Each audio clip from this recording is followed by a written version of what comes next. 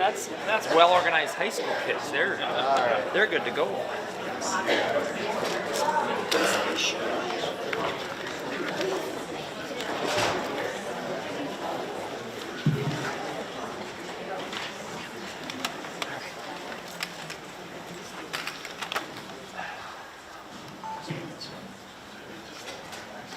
Kind of nice that it's dark and I can't see anyone out there. It's good.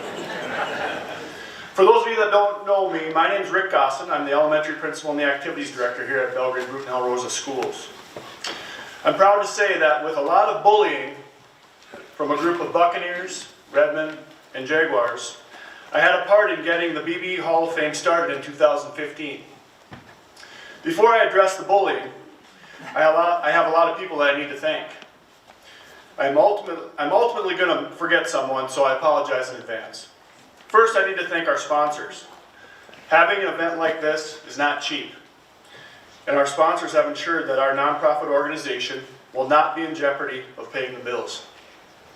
Second, I need to thank Patty. For those of you that don't know Patty, she's our food service superhero. She assured me that she could pull this off tonight, and I think after we all had the meal, she pulled it off. Nice work.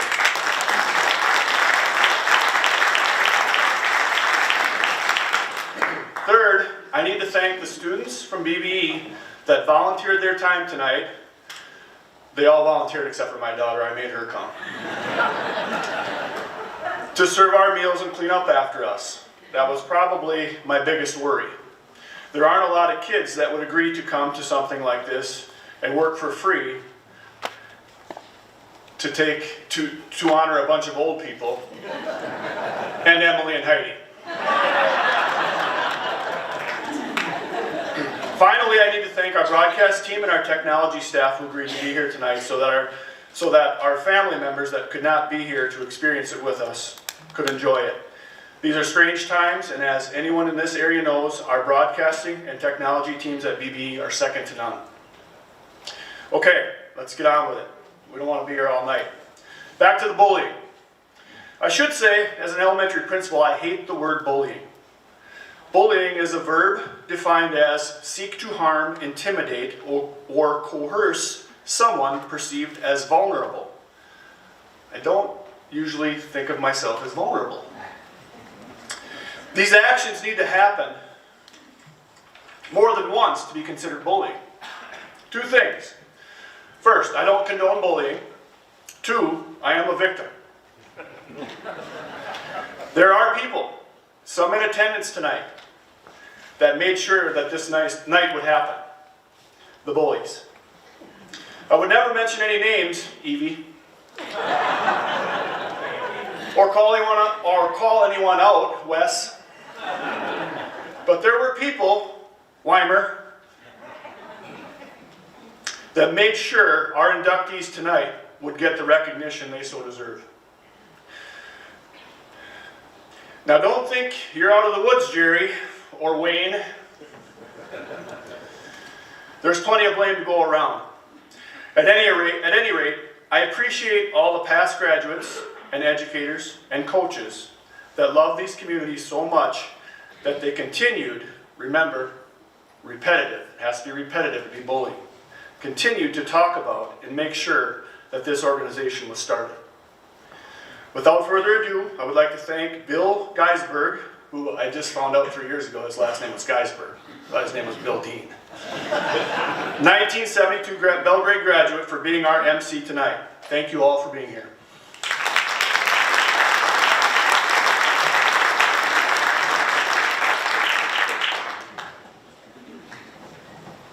I would guess that's my cue. Thank you, Rick, and congratulations on doing this. This Hall of Fame is a terrific idea, and you guys that kept pushing, Rick, hats off to you. That's terrific. When I first heard about the new banquet this year, I don't know, what is it, about a month ago, or a little longer than that, you contacted me. And it's kind of weird how my mind at least works, because I had a dream shortly after agreeing to do this again. And you won't believe this, George Borgeting and Denny Weimersker were in the dream. And they were both on the opposite ends of a street. It was a beautiful sunny Saturday morning, and they had both just finished doing their yard work. And they were kind of smiling and admiring their work, and I thought, this is amazing. The real amazing part was it was in the town of Georgeville.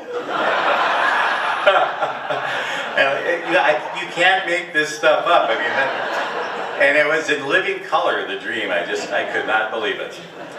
So, our first inductee tonight, I had the opportunity to do a number of her games, and the girl sitting right next to her, they're kind of inseparable.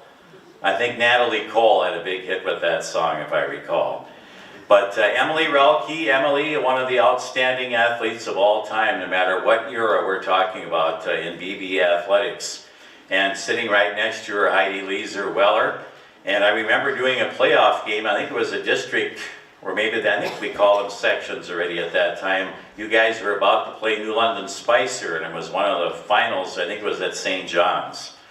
And really a high, I guess, you should be honored to know that Mike Dreyer, who just got his 1,000th win last night, he said the two best athletes on the floor are both wearing the opponent's uniform. And he was referring to you two girls. So that's pretty high recognition from a guy who I think knows a little bit about girls basketball. So without further ado, Emily, if you'd come up, and congratulations on joining the Hall of Fame.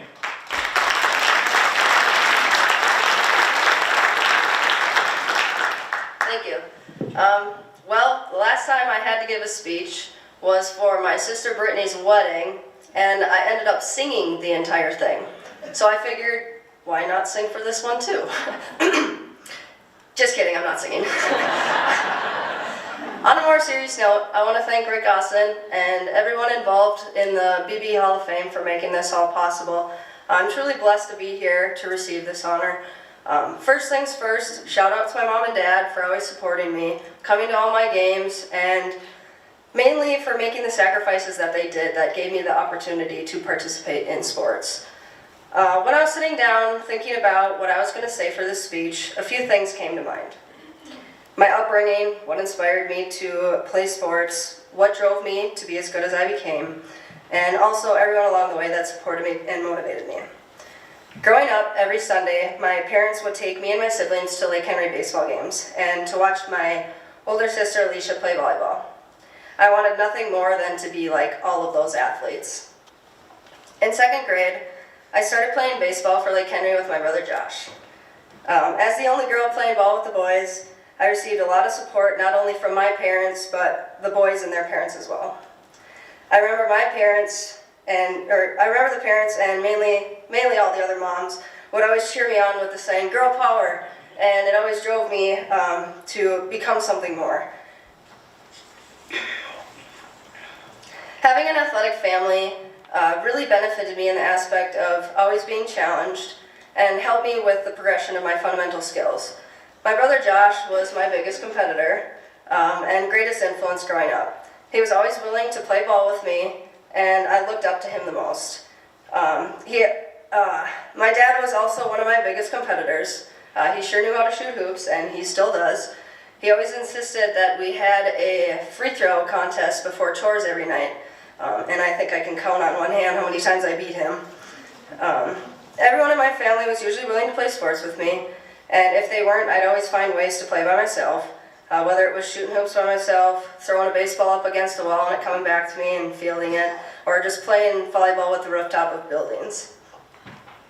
If I have any advice for younger generation student athletes, it would be to practice fundamental skills whenever they get the chance, whether it's with a family member, friend, or just by yourself, because mastering those skills will significantly impact your success in a positive way. And also to embrace the time you get and the memories you make with your teammates, because those memories are going to last a lifetime. Throughout my high school career, I had a lot of amazing coaches and teammates. There's a handful of coaches who I'd like to acknowledge that helped me grow as a student athlete and always pushed me to be the best that I can be. I'm sure I'll miss a few, and I apologize, but these are a few that came to mind. Jen Welly, Trish Voss, Mimi Knudsen, Nell Field, Katie Westrom, Dave Mobbrien, Aaron Kuschel, Greg Hagan, Tracy Detloff, Zach Nelson, and Kevin Weller. I saved Coach Weller for last because he had the greatest influence on me. Not only was he very knowledgeable about the game of volleyball, but he was also big into teaching us life lessons and how the skills of the game related to life, such as the importance of working together, communication, and having team chemistry. They all directly correlate to being an adult now. Having a coach who was willing to go above and beyond like that was truly a blessing. One thing that sticks with me now is how he always emphasized the importance of having fun, and I still believe that in today. Thanks to all the coaches for everything that they taught me throughout the years. And as for my teammates, I couldn't have asked for a better group of girls throughout my whole career. Every teammate was always out there to make each other better, and the amount of fun that we had was endless. And also, having Heidi as a teammate, someone who was on the same wavelength as me, made it really easy to accomplish everything I did. I want to thank everyone who came out tonight to support me, especially my partner Kim, brother Josh, his wife Holly, my sister Alicia, her son, my godson Elliot, and a family that was a second family to me in high school and still is, Danny, Charwold, and Jess. Oh, and my mom wanted me to acknowledge the fact that she always made sure my jerseys were washed, so thanks, Mom, for making sure I wasn't the stinky teammate. As for everyone I mentioned, I couldn't have done it without each and every one of you, and again, thanks to everyone involved in the BBE Hall of Fame for making this all possible. Thank you.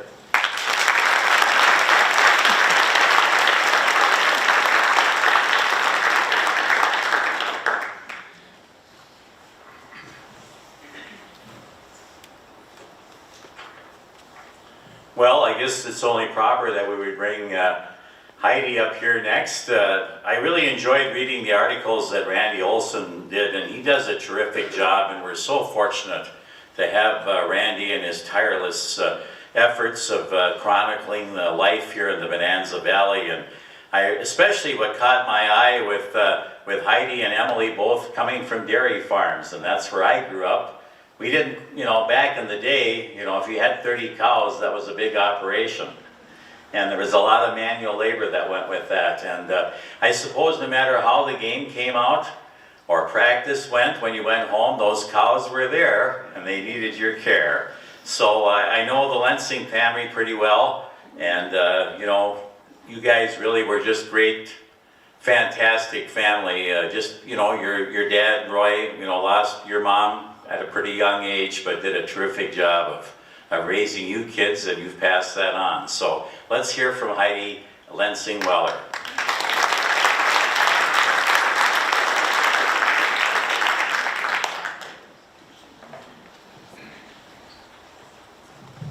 Thank you. I'm extremely honored to be here and to have received this reward, so thank you to Gosson and the committee for selecting me. I'm going to keep this short and sweet, but I just want to say thank you to some individuals that put on this night. I know a lot of hard work was done into planning, to setting the date, to ordering food, planning the agenda. So thank you to all the school staff for putting on such a fun and memorable night. Another huge thank you goes out to Randy Olson and his team for writing such great articles for all these great inductees here. I can't imagine how many hours you spent digging for information and all the awards on us, looking up stats, so thank you very much. Next, I'd just like to thank my past coaches and all coaches who currently are coaching now. It wasn't until I got a full-time job, got married and had children until I realized how big of a time commitment that these people put into their work. Into every season. I honestly don't know how they do it, especially those with young children. So thank you, coaches, for putting in your time and putting in all your knowledge to all these student athletes. Another huge thank you is to all my supporters, my biggest ones obviously being my parents. My childhood is something I will never take for granted. I had an amazing upbringing. My parents raised me and my 4 siblings on an organic dairy farm, and obviously they're very busy people, yet they managed to come to nearly all, if not all, of me and my siblings' games and meets. You two were the picture-perfect supporters. You consistently showed up, and you always remained positive after all my games, always telling me how I did a good job. Lastly, I'd like to thank my teammates for playing in team sports was one of my favorite memories in high school. The state trips especially were so much fun. They were absolutely incredible. Everyone was so happy and excited. I remember the vivid details of like running out of the tunnel at the state tournament in the huge arena, playing the sport with the people that you love in a high level play is truly something special. Several teams have made it to state since then. I graduated, and I hope many more make it to state so that they can have the same awesome memories that I was able and fortunate enough to have. High school sports truly hold a special spot in my heart, and I encourage all young kiddos to get involved. The memories and experiences that you gain is something that will remain with you forever. Thank you.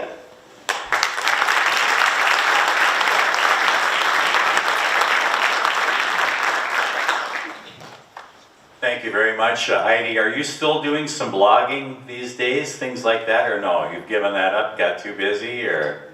I never did it. Oh, I must be confusing you with someone else. I thought that you were becoming the kind of the blogging queen of, yeah. Are you in Crow River Township?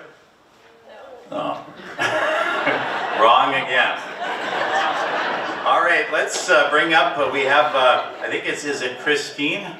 Is that right? Is going to speak on behalf of Chuck Sagstetter. And so Christine will come up here, I believe. Are you a daughter, Christine? Yes. Yes, so let's find out a little bit about Chuck. I know when the name Sagstetter is brought up, you instantly know Bruton. So let's find out. All right, and Chuck's going to come up and say a couple things too, so as he comes forward, it's going to be great for him to share a couple thoughts too. Well, I thought you were going to do it. Well, I know you want to say a couple things. Yeah. It's a pleasure to be nominated. Oh, I'd like to say.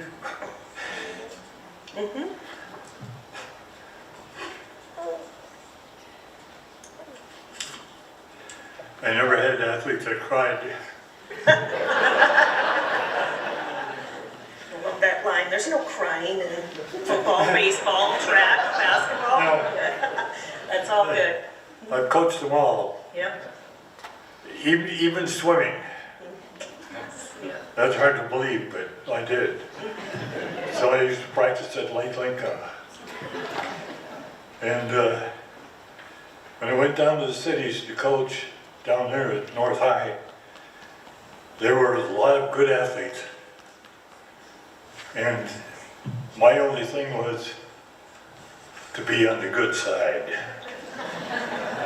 Because there was questions of some students. Some were expelled, some made it to the top, and some of them went into teaching, which I was really surprised. And one kid came up and said, "We learned a hope from you." So. What have you loved about teaching and coaching, Chuck? What I love about it? Time away from everything else.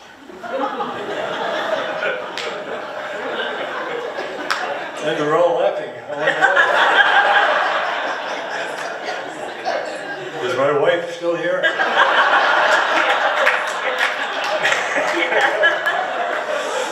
Well, we can't think of a more perfect honoree than you, and we are so grateful that you were selected. Charlie, I always call him Charlie, so I'm the youngest of 8 of the blended family, the Brady Bunch as we call, and my name is Christine Bjorky, and we are so grateful for the technology that we have here tonight so that our friends and our family across the United States, including Canada, can watch this happening tonight, because it was hard for everybody to get together. So So when you think of your favorite teacher or your favorite coach, you know, what are those things that stand out for you? And when I think of those, when I think of the respect and the things that push you forward, I think of this guy right here. Because this guy always encouraged, always loved, always pushed you to be your best, and did it in a way that made you feel better about yourself. A couple quick stories. When you talked about when you worked down in Minneapolis, one of those times back in the 1970s, Chuck had borrowed his oldest son Steve's car and brought it to work. And he came out after to find that his radio and everything had been stolen out of the car. And when some of the teens realized that it was Mr. Sagatol's car, and realized it, they're like, oh, we didn't realize it was your car if you would have told us. And so the next day, they're like, bring the car back, bring the car back. So when they brought the car back, it was all put back and Hooked up and ready to go. Hooked up and ready to go with an apology. So Chuck has inspired so many others to be teachers, coaches themselves. And Chuck is the oldest of 8 siblings himself, and there are 8 of us in our family as well, whether they're brothers, my brothers and sisters. They've become athletes. They were cheerleaders, coaches, pitching coaches, personal trainers, athletic directors.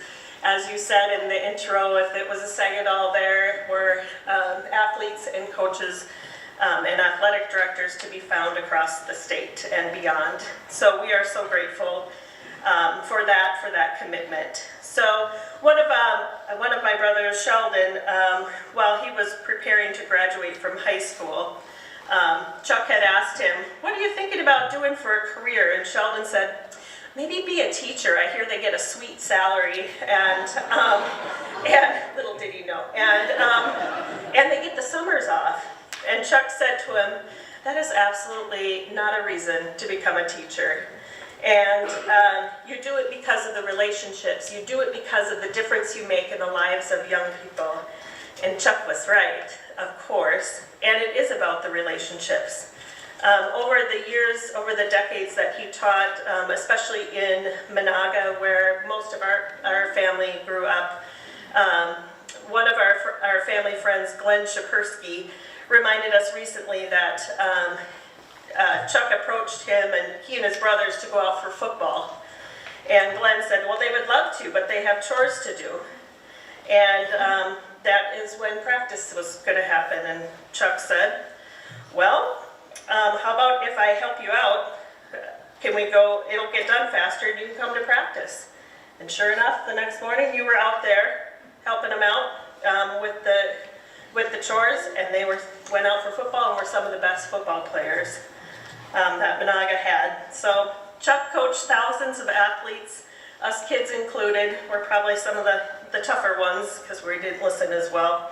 But one of your favorite quotes you wrote to your grandson Andy when he was competing in for number 1 in Canada for 1,500 meters swimming. To valiant hearts, nothing is impossible. So not all of us were world-class athletes, but what he said to Andy and goes to us today is that you show up, you be your best, you do what you can do, and that's always good enough, and you are always a sports person at the end. So win or lose, you still be gracious in your winning and your losing. So I think any other words of wisdom you want to share with this group? Well, have a good night.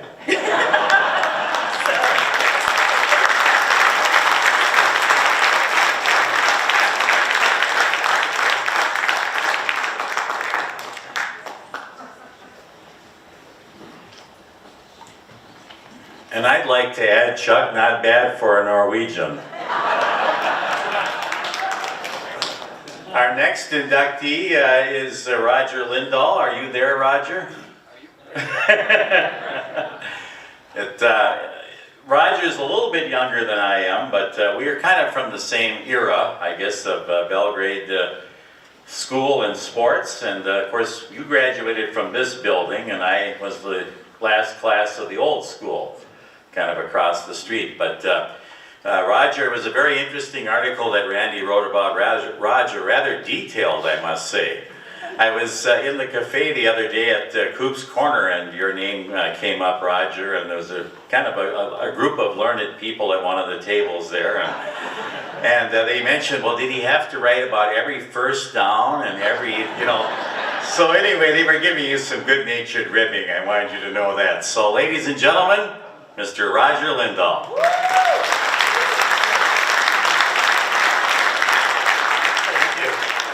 I have already got my fair share of ribbing the article, but that's fine. First of all, just like all of them, thanks to Rick for the man hours that he puts into the banquet here. If you've put on a banquet before, I don't know if you realize how many hours go into it. So, and also to Randy, like Bill was talking about, I don't know where you come up with most of that stuff, but you made me look way better than I am. That I can tell you. So, I was very fortunate. I grew up at a time where there were a lot of good athletes that came through Belgrade. And I'm just going to name a few of the athletes, but obviously one has always been Ralph Alverson for me. He was my mentor. I kind of followed him. It was fun to watch him in practice. Guys like Keith Heider, he couldn't throw a fastball 75 miles an hour, but he's got one of the few no-hitters in Belgrade history.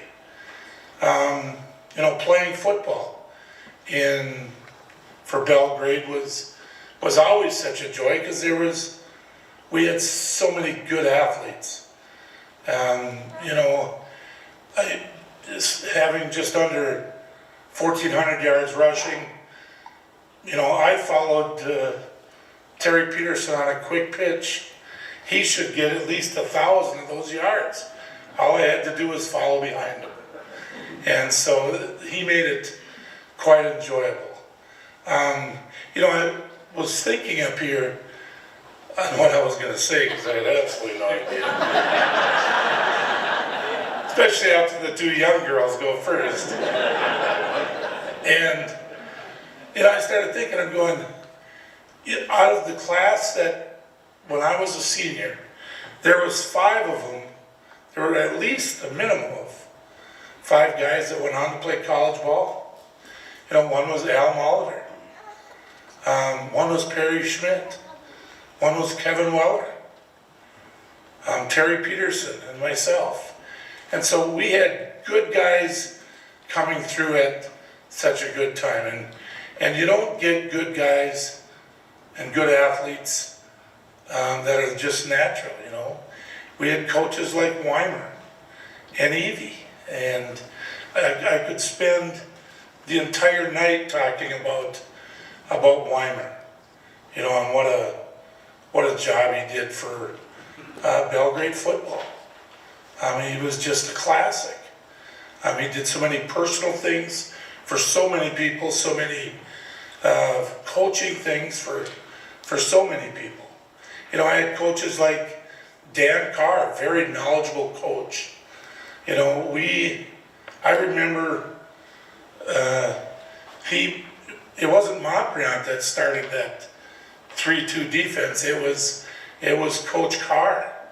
And, we couldn't make many shots, but, with Peterson and Molitor and them kind of coaxing those people to come in the lane, as soon as the shot would go up, I would take off.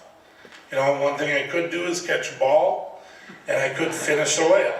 I remember going to many timeouts where Coach Carr looks at all 5 of us and would say, sooner or later, somebody's got to shoot. We were a very unselfish team. And so, and guys like Evie for baseball, he enjoyed the game. And that's why I got into teaching, was because guys like Weimer and Carr and Evie and C.W. Hoffman, a teacher, you know, he enjoyed teaching civics. Now, I was never a very good student. And I can honestly say I never enjoyed civics. But I know C.W. enjoyed chewing my butt almost every day. Almost as much as I enjoyed getting it chewed.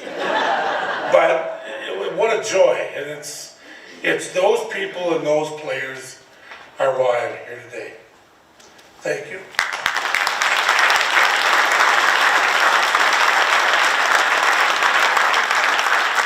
Well said, Roger, and I happened to be at that game when you guys played Atwater, and Lee Munson was quite a player for Atwater, went on to North Dakota State, and Roger, of course, had a great career at Concordia. That is one of the hardest hitting football games, I still say to this day, for high school, and these were small schools, that I've ever really been at. That was really quite a battle. I think you guys won that like 8-6 or something like that. What was that, Randy? Is that the right score?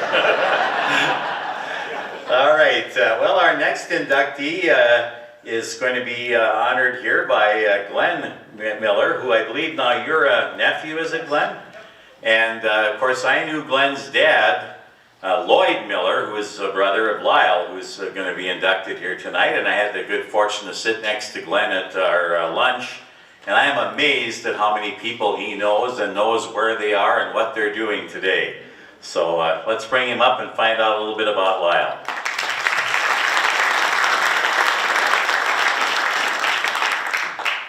Thank you. First, I wrote out a speech. I did not decided this was way too important to wing it like I did in Buddy Hiker speech classes for several years in high school.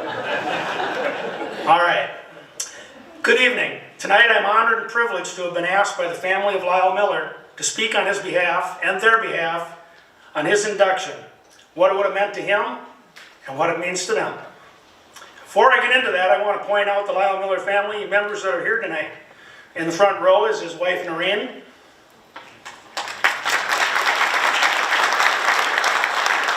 His daughter, Monica, and her husband, Todd. Their son, Craig, and his wife, Kathy. Their youngest son, Todd, and his wife, Susan, are out of state and could not be here tonight. That's the front row, part of the front row. Rest of most of the second row are nieces, nephews, great nieces, and one of the servers tonight would have been a great nephew out at the meal. So,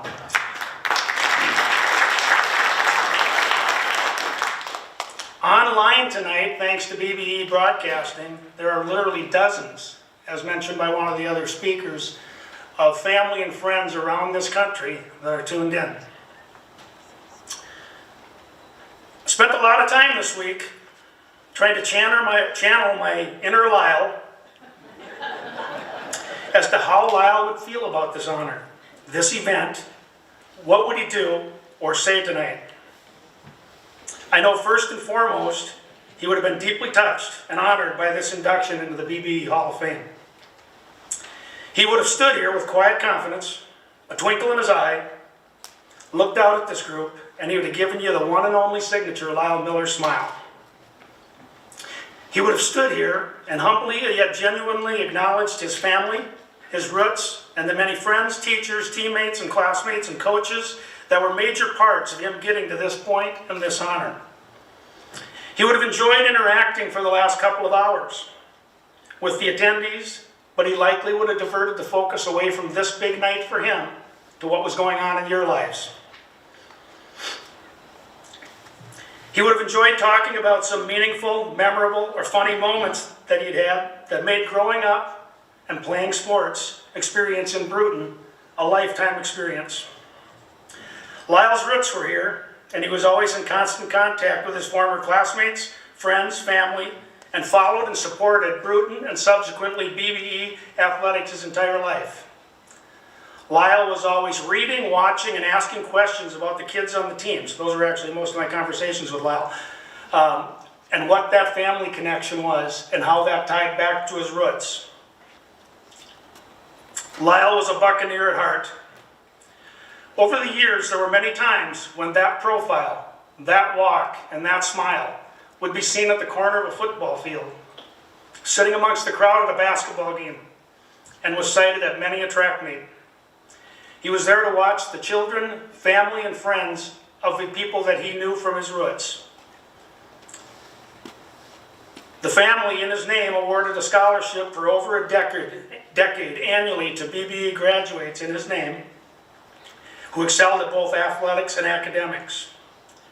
When the Jaguar boys basketball team made the state tournament in 2011, Craig and his family were at the tournament with Lyle's varsity letter jacket, wearing it, taking pictures in it, because if he would have still been alive, he would have been there.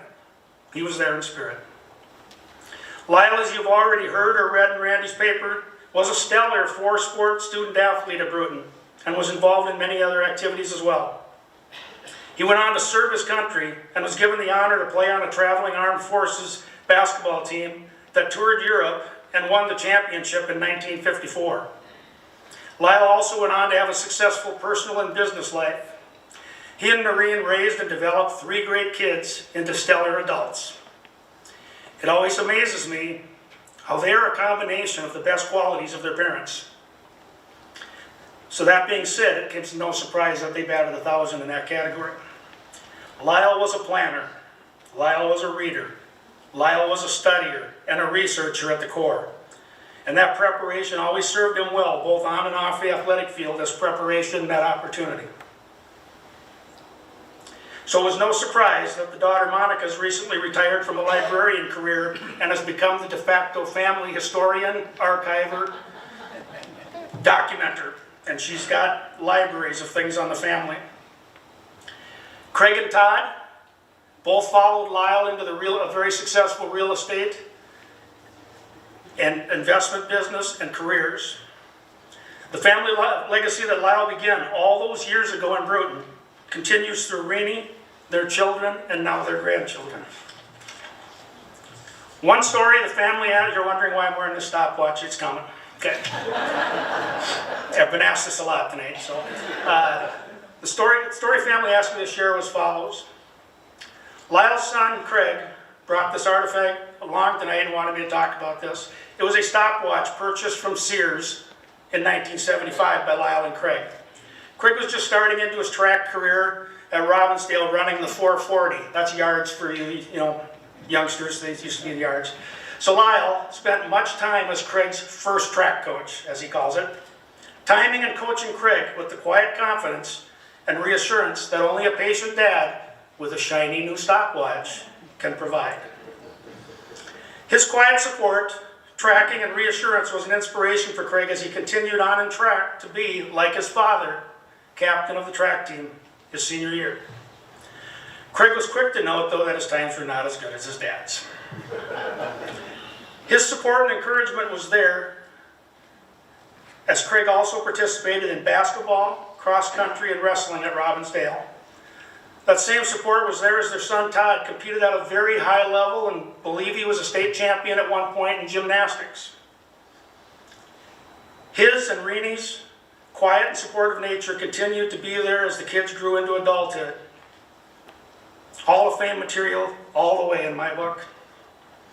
So as I wrap it up here, I want to take this one last time on behalf of the family to say a huge thank you to the BBE schools, the BBE Hall of Fame Committee, the Bonanza Valley Voice, and all of you here tonight to honor Lyle and all the others on this stage as they are forever enshrined and inducted into the BBE Hall of Fame.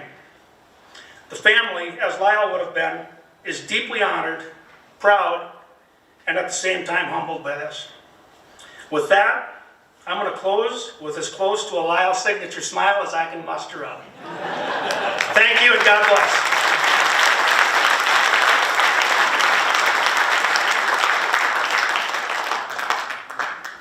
Thank you, Glenn. Our next inductee is from Belgrade.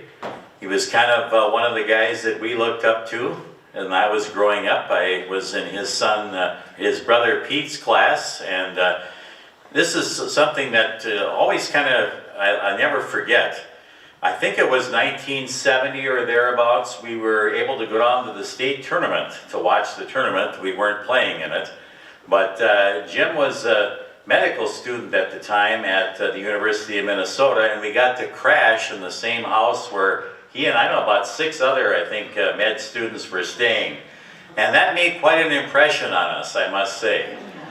And one of the memories I have of it, they had some kind of a stereo system that played throughout the house, I remember, and the song that never quit playing was In-A-Gadda-Da-Vida. And I thought, boy, these guys really, they're studying all this medical stuff and listening to this, music. It just didn't quite register with me. But I will say, Jim, you and Doug especially, you were big role models for us growing up, and just to see what kind of preparation went into getting ready for a basketball game or a football game or whatever. So you were inspiring that next generation. And I think we continue to see that through the generations, how one inspires the other. And our current teams that we have here at BBE are just tremendous and inspirational to all of us. And it isn't beyond the realm of possibility we could have 3 teams at the state tournament. And that's pretty amazing for a school this size, or any size really. And with a little good fortune, I think it's going to happen. I'm going to put that out there. So without further ado, Dr. Jim Mose, Dr. James Mose, I think retired now if I recall. Let's hear what the good doctor has. Dr. Mose calling Dr. Mose.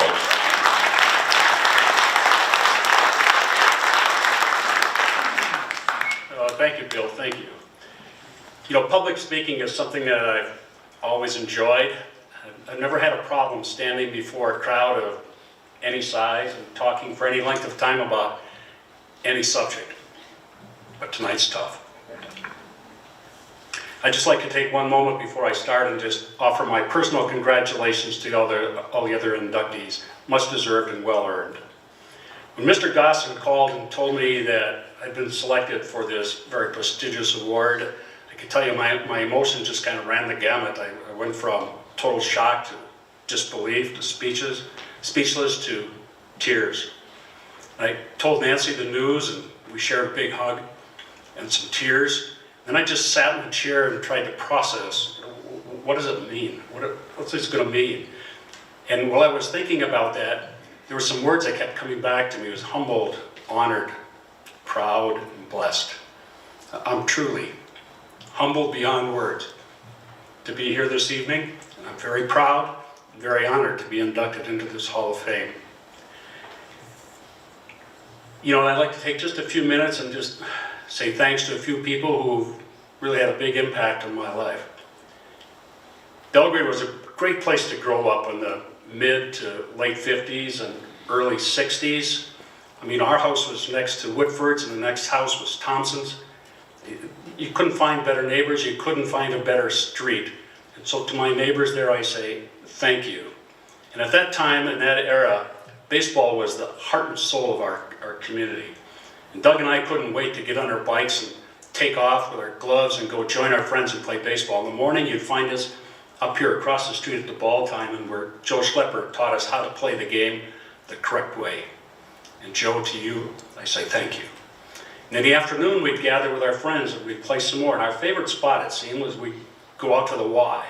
And if you can imagine that little space out there, 15, 20 kids with their bikes, we played baseball all day. And with all the traffic on the road back then, nobody ever got hurt. And I started to think about it and I wondered about it, and I think it's because God played all the outfield spots and behind home plate. He kept us all safe, and to that we say, thank you, God. And in school we had some great teachers who were dedicated to making sure that we were prepared for our life after high school. And to me, I would consider Phil Olson to have been my most influential teacher. If you knew Mr. Olson, you knew that he was committed to bringing out the absolute very best in each and every student that he ever taught. And he went above and beyond to not only teach me how to play the saxophone, but how to play it well. And the reward for both of us for those efforts came in my senior year when I was selected to sit first chair E-flat alto saxophone in the all District 20 high school band. That's truly an honor. To that I say, Thank you, Mr. Olson. And we had some great coaches in that day. Coaches who, in their own ways, all taught us the life values of respect and sportsmanship and rules and discipline. When I was a sophomore, we had a new basketball coach, Jim DeMars. And nobody was more shocked in that entire gym on the first night of practice than me when he said, Jimmy, you're up on this side. You're on the varsity and you're going to be my point guard. All 5'6" of me. And I was quite apprehensive about that because I was small and I was only a sophomore. And right before the first game, he handed me my jersey, number 20. And I put it on and it was so big that the opening on the sides came down almost to my waist. And I remember I brought the ball up the court, came across the timeline, and I called out a play just like he had coached me. And I looked up and there was nobody to pass it to because all 5 defenders had fallen back to guard the other guys and just left that little guy out. So I'm standing there holding the ball thinking, what do I do? And I looked over at the bench and here's Coach DeMars yelling, shoot the ball. So I'm thinking, well, if I shoot a jump shot, I'll get it to about the free throw line. And if I shoot a one-hand set shot, I'm going to have to pump it from down close to my waist. So I took it 2 hands, shot the ball, and it banked in for the first 2 points of my high school career.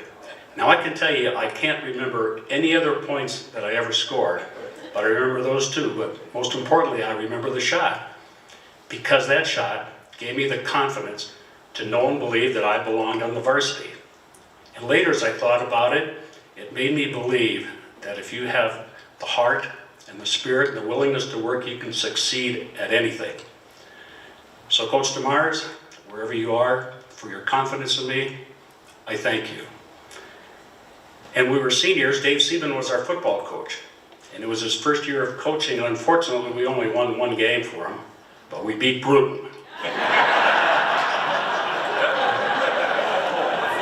And we celebrated, we carried Dave off the field. Dave was a track coach that spring too, and he came up to me before one of our big meets and he said, Jim, you're going to run the 100-yard dash today. I looked at him and said, me? Why? He says, because I need you to. Well, that was good enough for me, so I ran that race and I got waxed. As I crossed the finish line, I looked up and here comes Coach Seaman. He comes walking over to me and he's just shaking his head. He comes up to me and says, geez, Mose, I could time you with a sundial.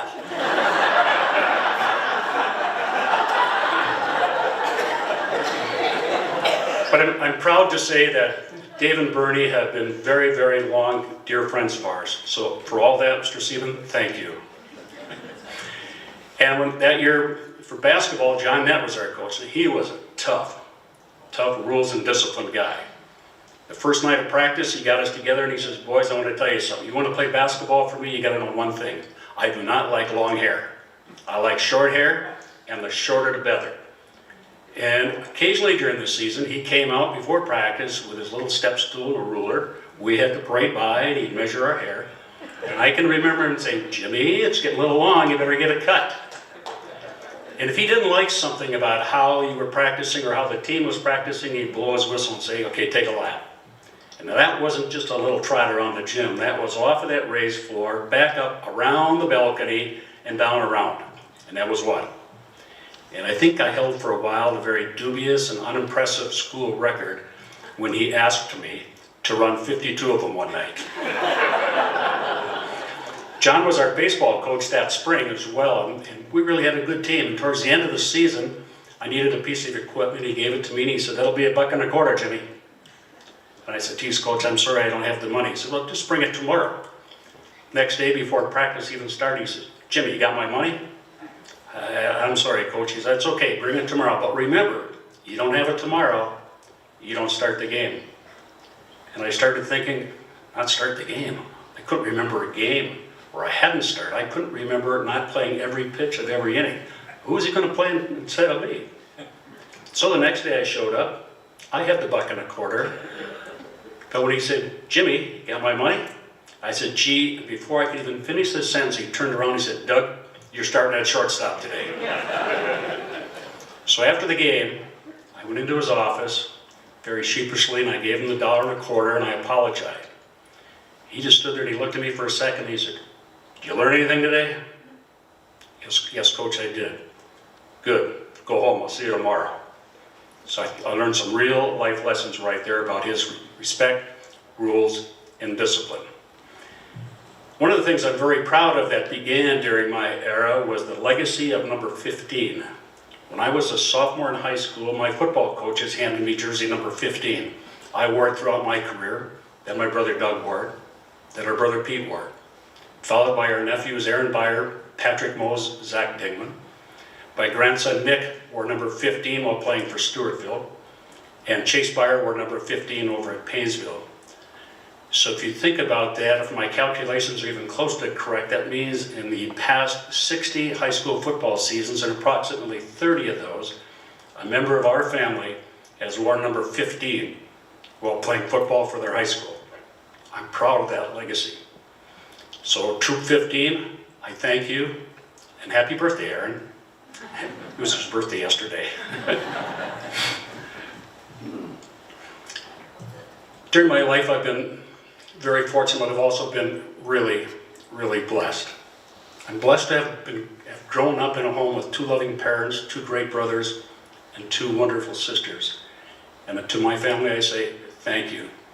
And I was blessed to have made some friends and established some friendships that have endured the test of time. And I'd be remiss if I did not mention Ken Thompson and Brenda, Janice and Roger Elias, and John and Mary Kay Hansen. Nancy and I get together with these folks as often as we can, and what's significant about it is that 5 of the 8 of us graduated together from Belgrade High School on May 26, 1964. And 3 of us, Ken and Jan and myself, started school together in Mrs. Lampy's first grade class in September of 1952. That's a friendship of 70 years that began right here in the halls and classrooms of the Belgrade Public School System. Thank you, dear friends. And I'm truly blessed to have the 3 most awesome children in the world, Matthew, Mara, and Peter, and they have brought us Allie, Troy, and Missy, and 6 wonderful grandchildren, Nick, Lauren, Grace, Isaac, Rowan, and Neela. Guys, for being the best children and grandchildren a man could ever ask, hope, and pray for, I thank you. And God has truly blessed me with my wife, Nancy. She's been right by my side from day one, always encouraging, supporting, and always loving. I could never have accomplished a lot of the things that I did without you, Nancy. Thank you. Love you. And thank you to Mr. Gosson, and thank you to the selection committee. Special thanks to my brother Doug, and thanks to all of you for coming tonight and helping to make this a most wonderful and memorable evening. God bless.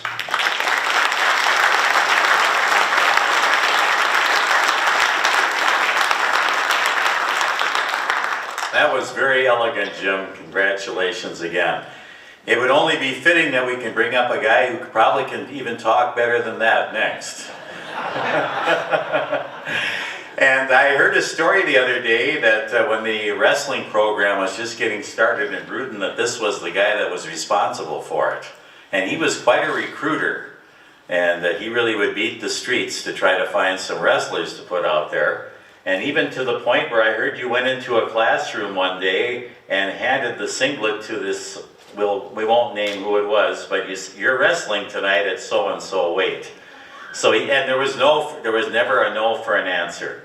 But he told me tonight that this will be the 4th Hall of Fame he's been inducted in, and this by far, he said, is the most meaningful. So you can take the boy out of Brewton, but you can't take the Brewton out of the boy. He might live in Freeport now, but let's welcome in Bud Hiker. What class was that, Bud, that you started, 1970?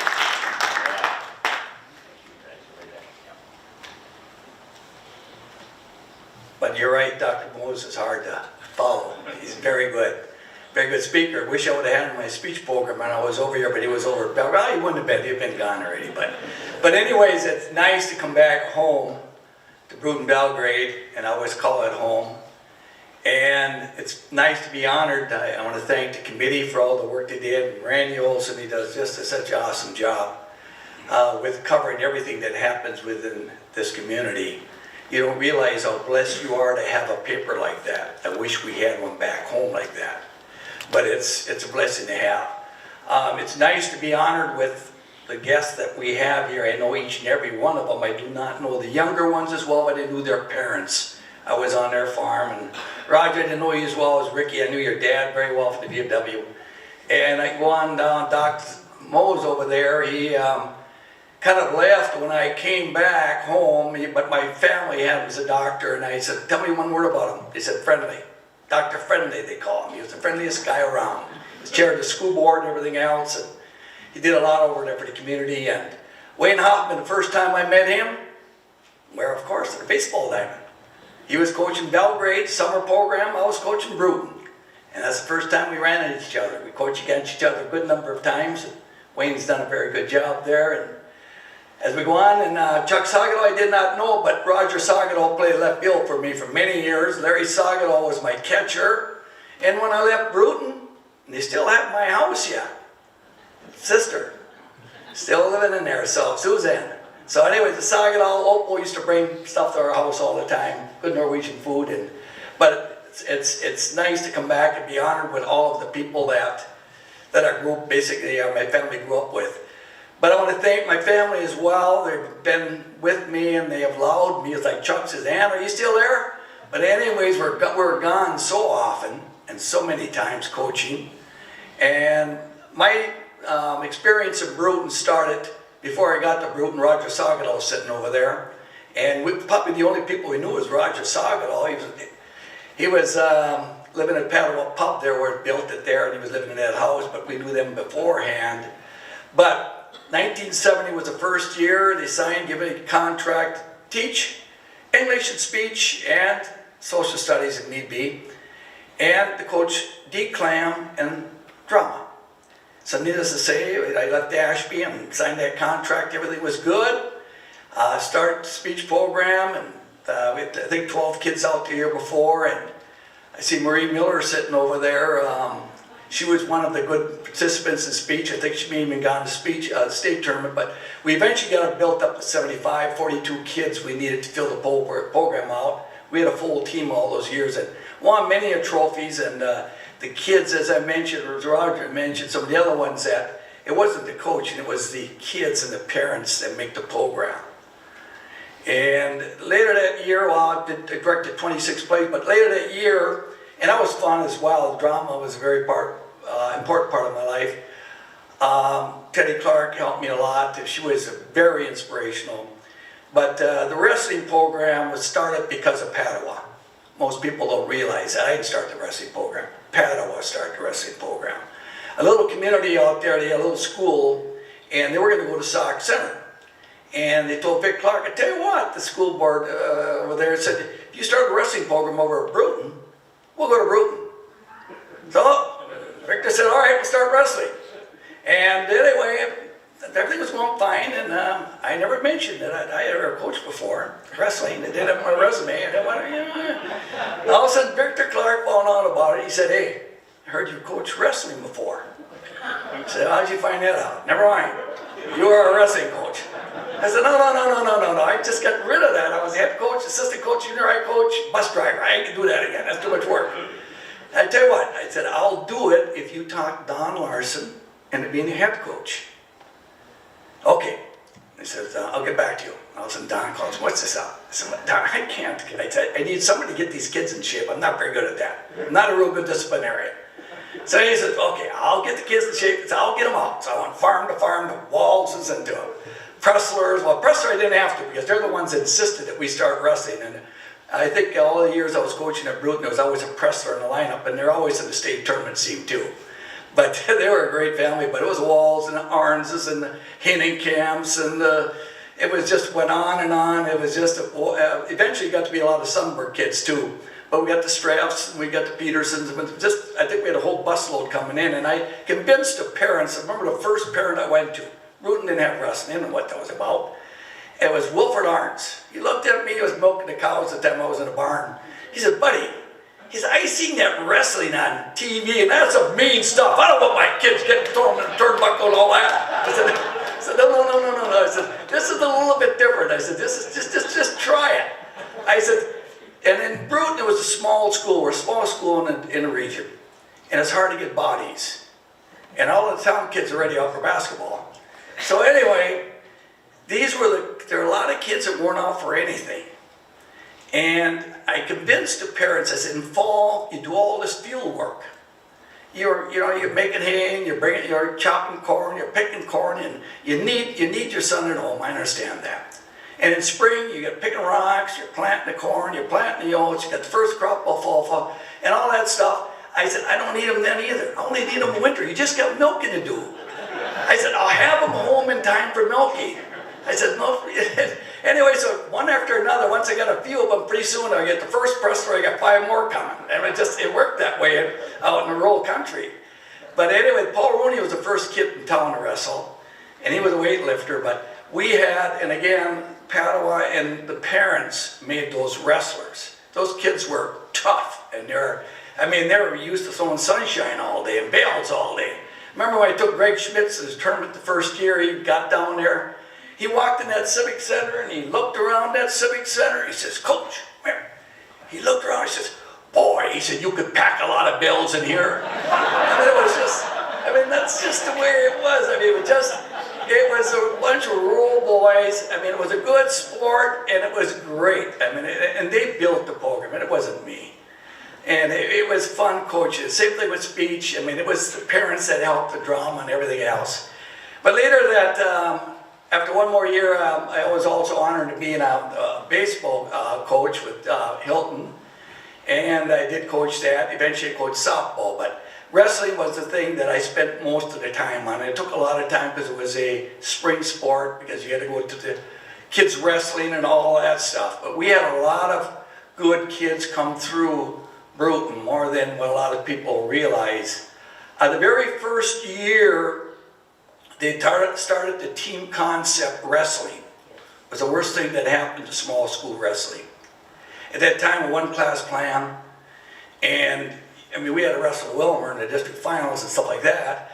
But eventually, wrestling went to a team concept. The very first year they did that, had they not done that, we would have been state champs. We were the mythical state champ. We scored more points down in the state tournament than any other team in the state. In the state, we had a state champ, state runner-up, 3rd place, and 4th place. And by that, if you look at track and gymnastics and swimming, it's all based on, the state champion is based on individual participants at the state, what they scored. They tabulate the points. We'd have won the state championship twice. Being a small school in the state, one of the smallest schools in the state to have wrestling, it was quite an accomplishment by these kids. And not enough is said about that. But anyways, wrestling was it was a fun sport, and I enjoyed it. We had a lot of good kids, a lot of good coaches. I was honored. Don Larson, I remember he said, I don't know anything about wrestling. I said, don't worry about it. Come over to my house the night before, I'll show you the moves you're going to show the next day on the mat. And that's how we start wrestling. And Don never really told anybody he didn't know anything about wrestling, but he had no idea what was going on. But he was a great disciplinarian, and he coached. And then after that, we got Keith Kresbach, who actually wrestled in high school. So he understood the sport. Very good coach. He's down in Texas. And then after that, we got Jerry Halls. He was a state champ in wrestling. That really brought the program up. And after that, we've got the late Joe Train that went over to Watertown. And he was a technician, and he was a very nice guy. All of them, their first job was at Bruton. And they were all blessed. We were all blessed with good kids. It was fun to coach. And it was nice to be greeted by Ruth Von Ashen out there, my old secretary at school, pin flower on me, and Wes is standing back there, my old right fielder. But I can almost identify with everybody. Rob Nelson sitting here, played first base. I think, Rob, we won 4 or 5 state champions, and Freeport got the credit for it because I own Charlie's Cafe and sponsored it, but all of the kids were from Bruton. Marie, even your boy, came over to play over at Freeport, but it was always, it still is, I still pitch a couple innings, and I still coach a team, and it's almost all Bruton kids. It's the Presslers and the Schmitz and the Trustimes, and then there's still kids from Bruton coming over there to play the game of fast pitch softball. But at the same time, I cannot forget thanking everybody. My family's up here, not all of them made it. 2 of them are just getting over COVID. And but they've always been there allowing me to do this. I'm generally always gone, it seems, in my lifetime, and my wife Annie's always been there for me, and she's always been an inspiration. She encouraged me on, and my son Scott graduated from Bruton. He went to school here, and Holly went through 8 grades. She started her life here. It was a great start. Kyle was in 2nd grade when we left, and it was a sad, and Brent was just in preschool. And it was a very sad day when we left. It was just an opportunity of buying a very, very famous restaurant that you all have heard of, Charlie's Cafe. My brother wanted to retire, and I would be the 3rd of the brothers to be going into that business. So it was an opportunity that it was tough to leave, and then I still have, as you say, Bruton still in me, very much so, and I appreciate the opportunity to be a coach over at Bruton and having known all these good people. And thank you. It brings nothing but good memories back. And again, thanks family for always being there for me. Thank you.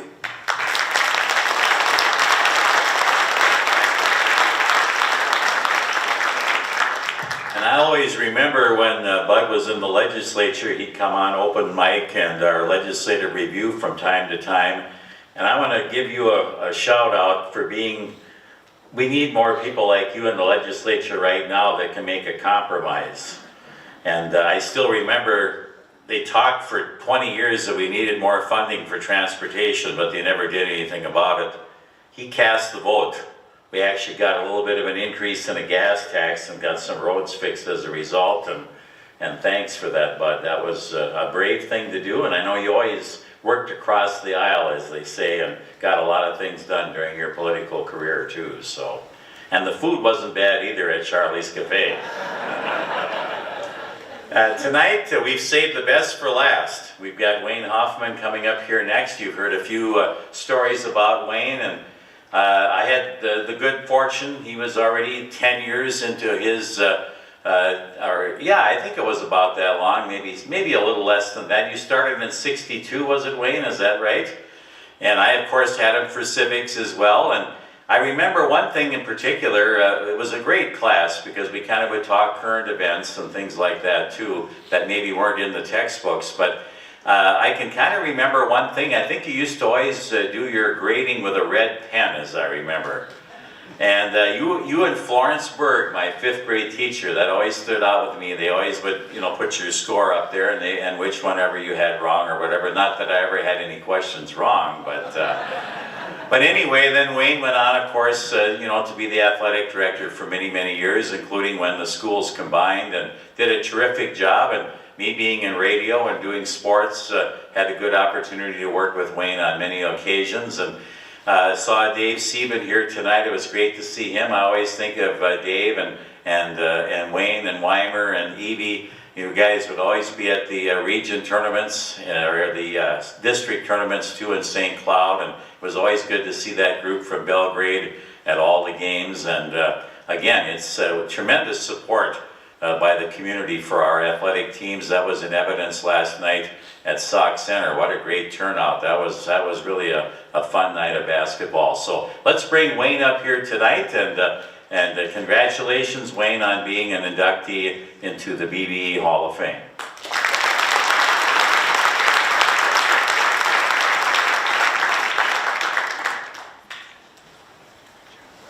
Well, thank you. It's a little after 8. I should be done by 9 o'clock. That's okay. Roger? I've almost fallen asleep already. Well, pay attention. Pay attention.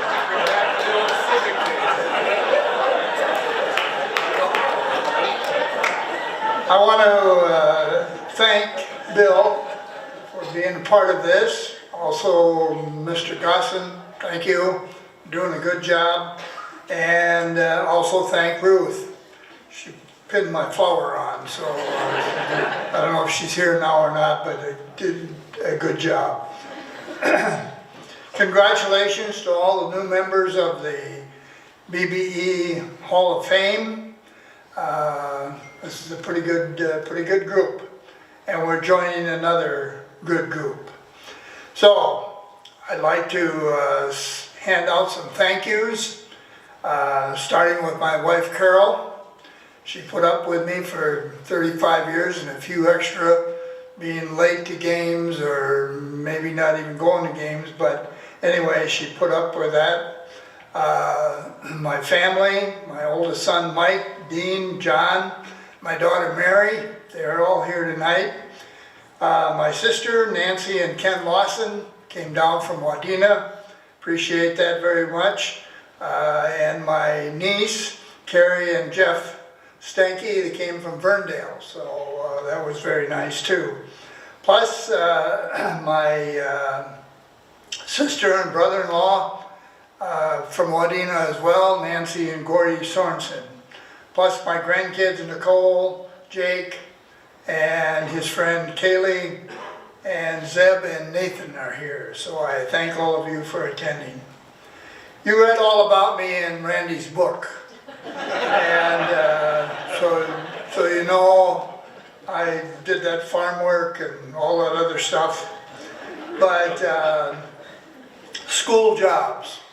When I came here, I was, if you read, you'll know that I came here the day before school started. Mr. Dahl called me and we need somebody to do teach social. And I said, how long will it take me to get there? And this was the day before workshop started. So,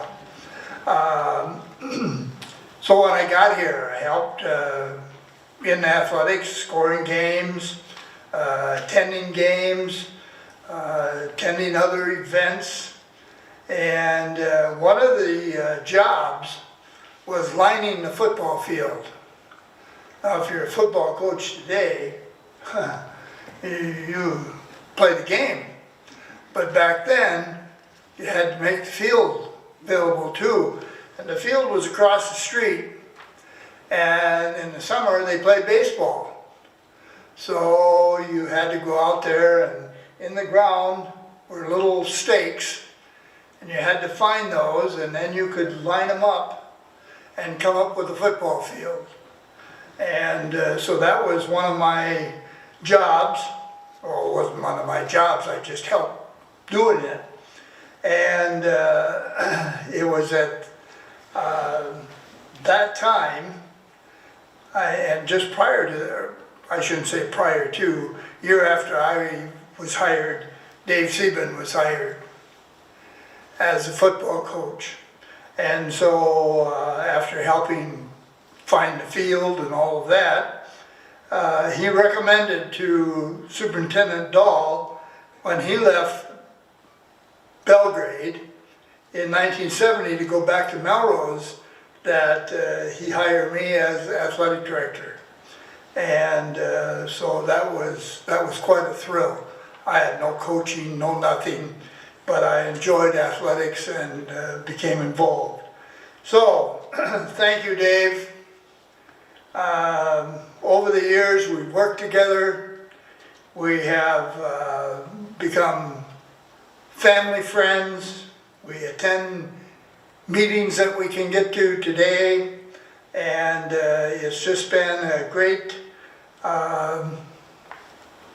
deal knowing you and your help me through all those years. So I appreciate that. The AD job when I took over was not too bad. Scheduled games, hired officials. Then the 1970s came. And along with that came girls' athletics. Little school over here, Belgrade, with a gym about the size of what's up here. Boys football, basketball, track, eventually baseball. Now all of a sudden we're going to put girls' athletics in there. I think the first year or two, girls played in the basketball in the fall. And if my notes are right, in 1973 and 74, the school board decided that girls would play volleyball, basketball, and track and field. Well, the idea was that you had to find the teams, the events, and you had that little gym. Some practiced in the morning, some practiced at night, and so it was quite a deal in those first few years of getting girls' athletics involved. And I think, from my standpoint, we've come a great ways with our girls' teams and also with our boys' teams, but girls' athletics is a great thing.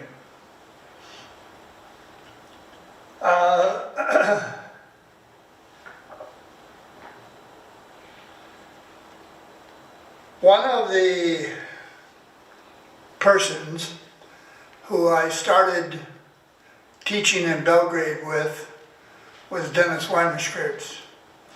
And I just want to say that we worked together. He eventually became a football coach. We worked on other school projects. We both were members of Lions. He was just a great friend, and I miss him terribly. So thank you, Dennis. Much appreciated. AD job is not a one-man job. You have coaches, you have athletes, you have parents, you have school personnel, you have community involved. I guess in my history as being the AD, 30 years, I think we came a long ways, and we're still going up the ladder with our success, thanks to Mr. Gosson and boys and girls athletics. It can be a tough job at times, but it also is a great job. Back in the day, I never figured that I would end up being athletic director for 30 years. So I appreciate it, and thank you very much.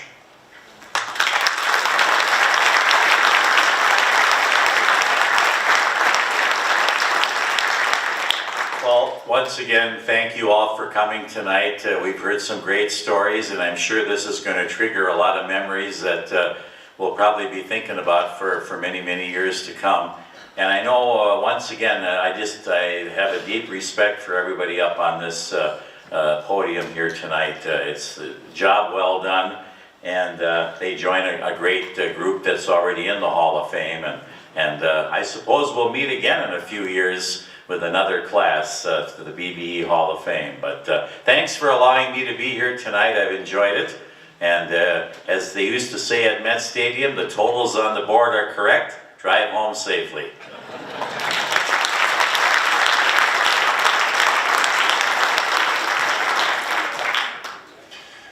I know some of you are saying, don't let him go back up to the mic. Jerry Lindstrom's a retired AD and teacher from BBE that is part of our committee, and he asked that I congratulate all of you on this honor. He couldn't be here tonight. And you know, what Wayne said really resonates, because you know, it's a tough job being a teacher, being a coach, and it takes a lot of people and a lot of support. And that's the great thing about these small communities, is they really do support the school. I mean, as you can see when you walk around our building and the things that have happened here recently, it's just a great place to be. We have a backdrop back here that we would like to take some photos of the inductees right away after this is over. They all do have plaques that match the pictures on the wall in both schools. We didn't give them to you as you were presenting, but they are back here for you. Just a great night. I'm glad it's over. And thank you all for coming.